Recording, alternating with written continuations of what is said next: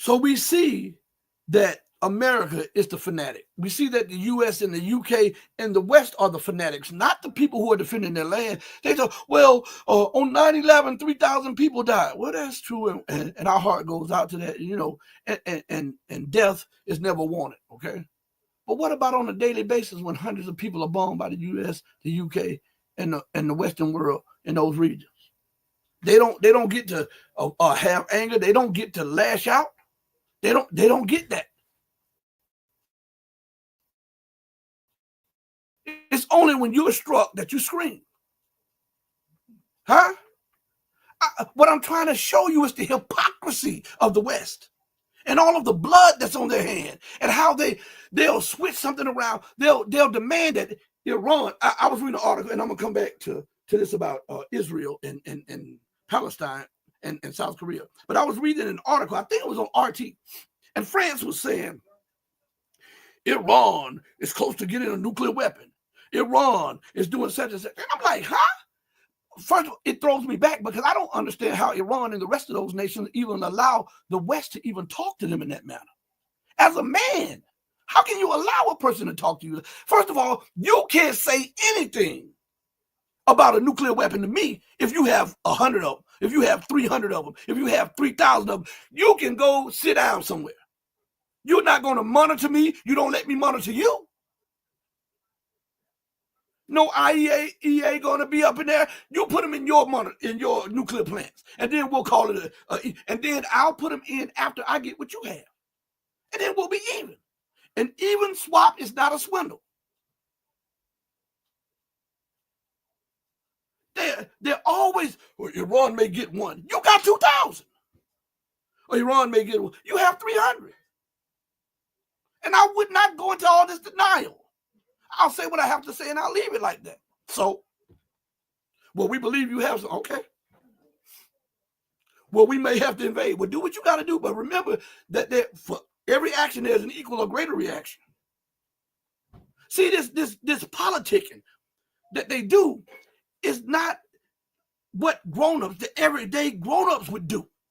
They act like children playing games with lives of everyday people. With everyday people. Think about that. The same people who are threatening to bomb Iran are the same people who are bombing nations around the globe.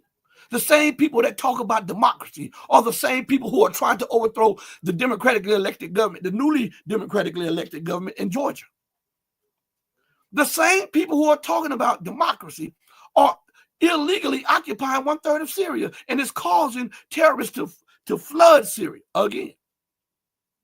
The same people that are talking about Ukrainian territorial integrity and its independence and its rights, ignore the rights to African nations, ignore the rights to Latin American nations, to the Middle Eastern or West Asian nations, the Asian nations, and even some European nations, they push them out of the way.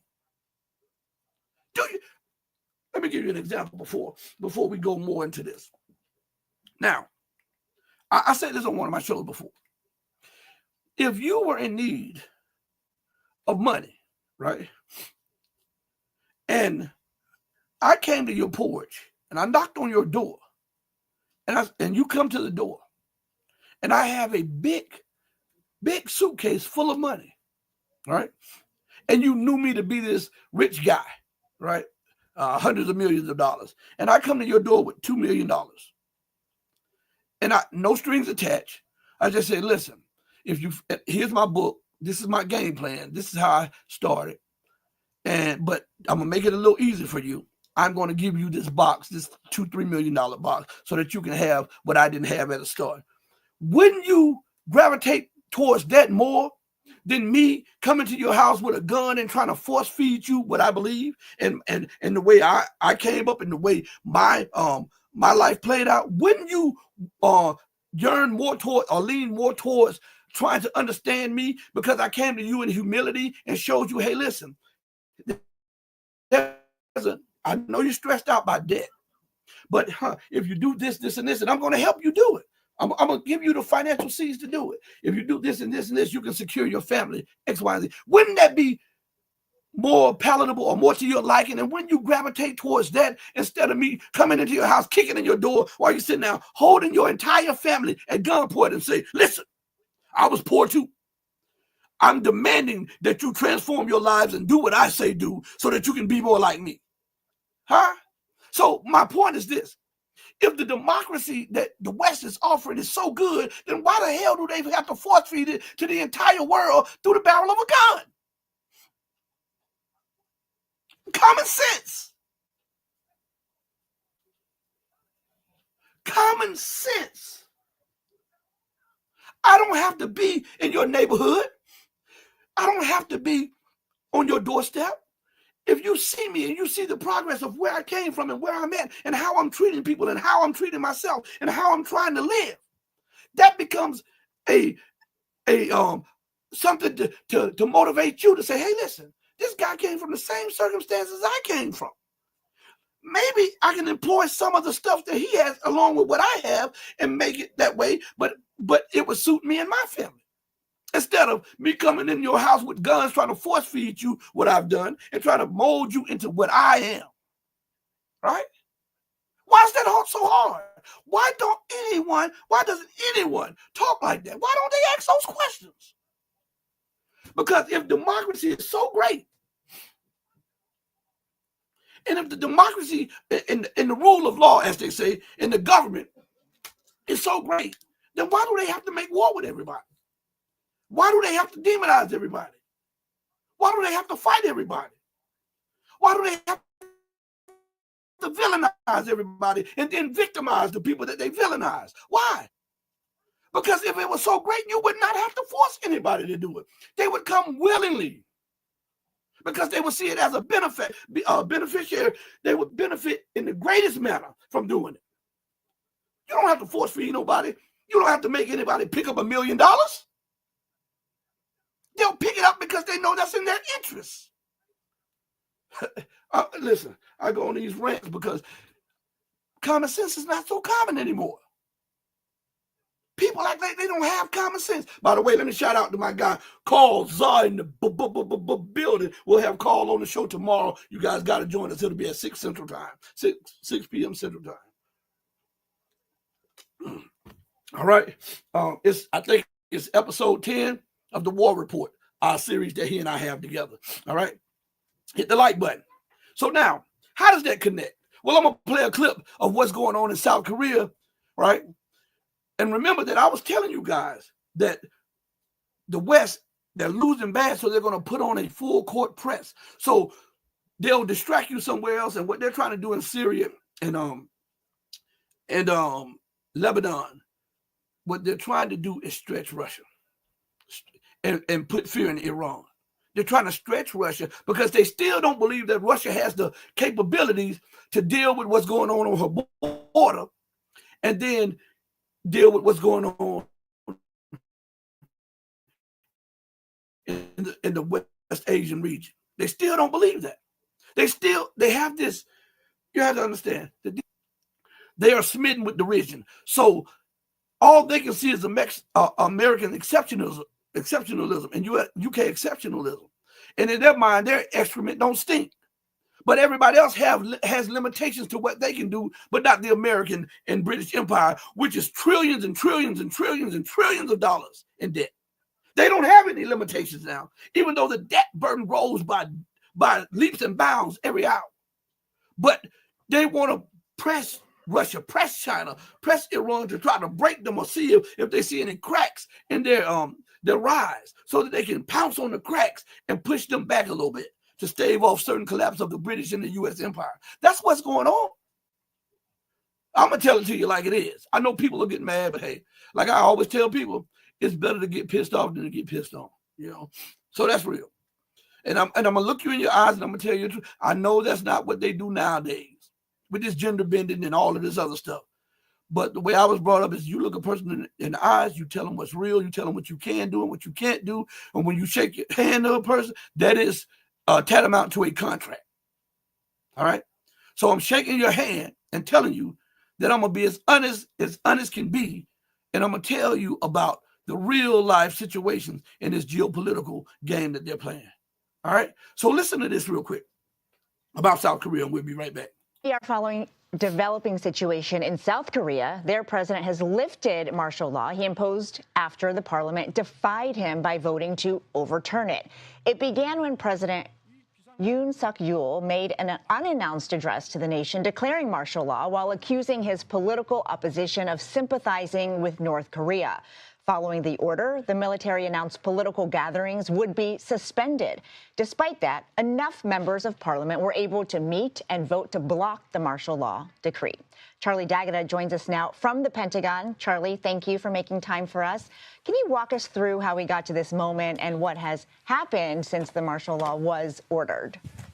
Ouija, nice to see you again. It has been a tumultuous day. You know, the night ended in South Korea with the South Korean president declaring martial law. It took everybody by surprise. It took South Korea by surprise. Obviously, North Korea took the Pentagon, State Department, White House. Nobody was expecting this. And it was real. That martial law went into effect immediately. And as you said, banning protests, any kind of political dissent, taking control of the media. And it lasted for a fair few hours because, yes, the parliament came in, as many as could, because this is late at night, early in the morning. About 190 of 300-something came in. By unanimous decision, reversed that. But apparently under South Korean law, they may reverse it.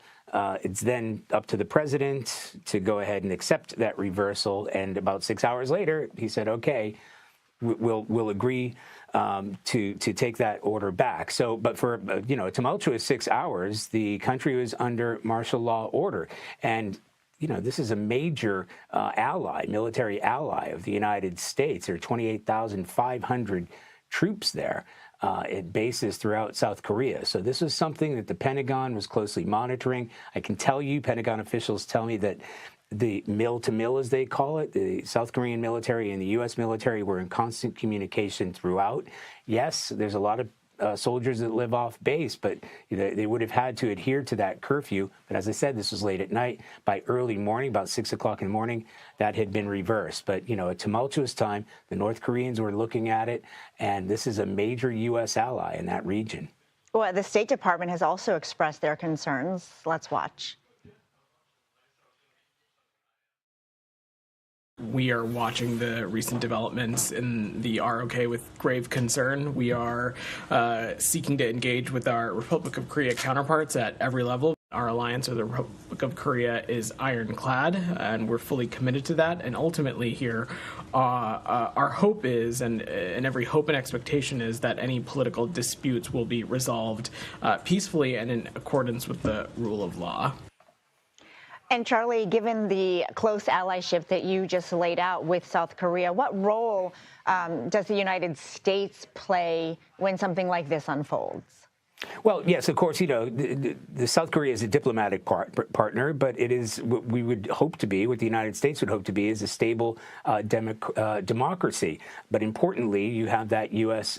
military contingent there as well. So I think in terms of what's going to happen to this South Korean president, it was described to me as a Hail Mary. He was facing impeachment. This is probably going to be quickened. Yes, there needs to be a stable political democratic society. That needs to be a trading partner for the United States. But as far as they're concerned, here at the Pentagon, as far as the military is concerned, we've got North Korea. North Korea has acted belligerently in the past few months.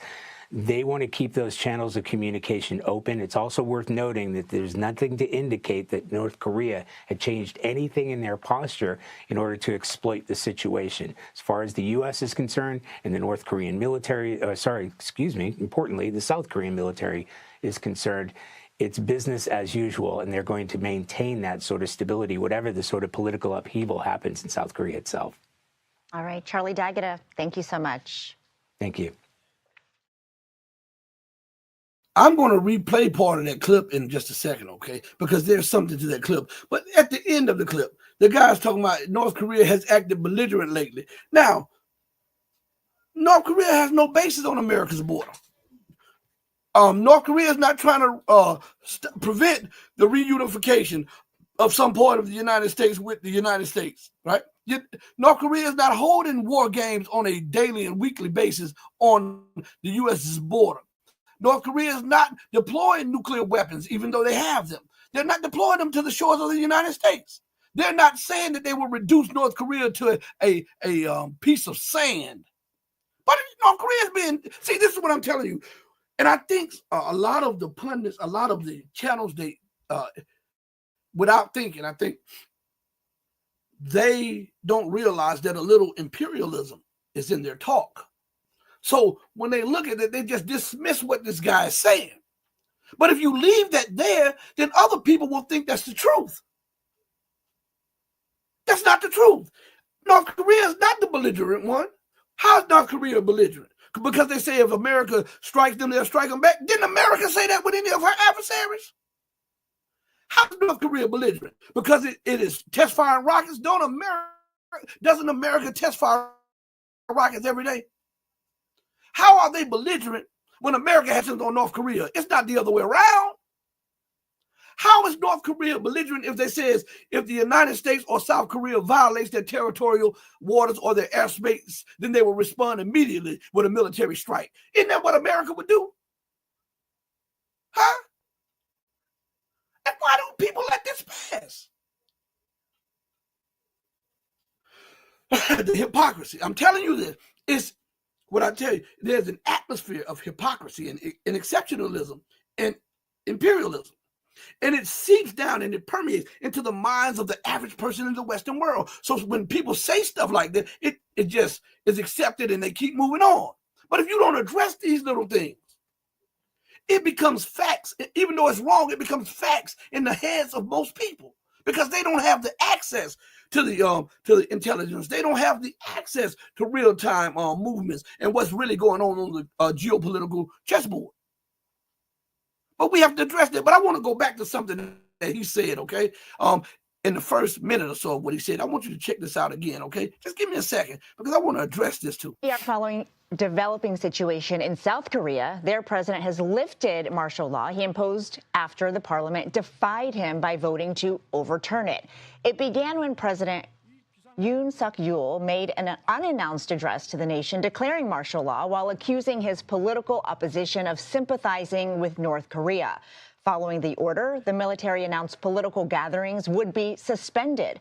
Despite that, enough members of parliament were able to meet and vote to block the martial law decree.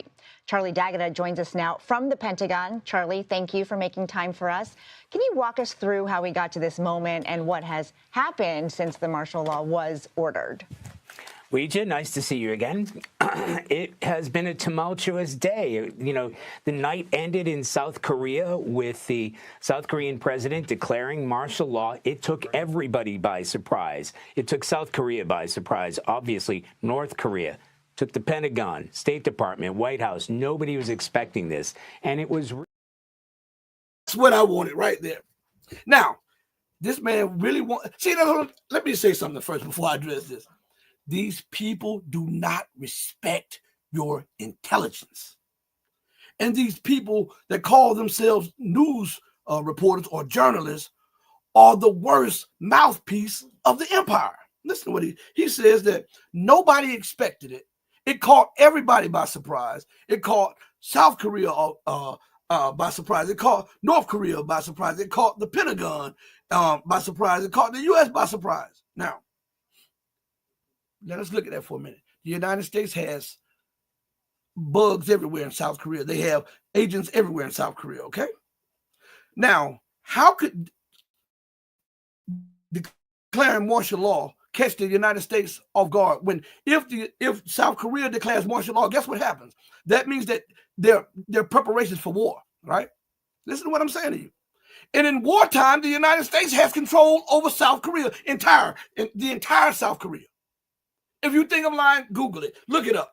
In wartime, the United States military has complete control over the government of South Korea. So who did that benefit? What? In a crime, what? Motive, opportunity, and who benefits. So we're going to address these three here. Motive, opportunity, and who benefits. What was the motive behind declaring martial law? Well, they said it, but they spent it a little bit for you. They didn't want you to understand. They said the president said he did this because he was being blocked at every turn by the elected officials, right? Well, that's what government does, right? So all of a sudden, you're mad because you're being blocked because you can't impose your rule. That's the mind of a dictator, right? So listen, he said that they were trying to appease North Korea. He didn't tell you what the real deal was. Those politicians were telling the government to stop antagonizing North Korea. And let's move into trying to reunify and move American troops off South Korean territory. Now, why did nobody talk about that? Huh? So all of this just happened. It caught the U.S. by surprise. The United States controls the intelligence services of South Korea. It controls the military. And in wartime, or quote-unquote martial law, the government must abdicate its full responsibilities to the commanding U.S. general over there. But it caught the U.S. up by surprise. Now, by knowing that, do you believe that? Knowing what you just learned, do you believe that?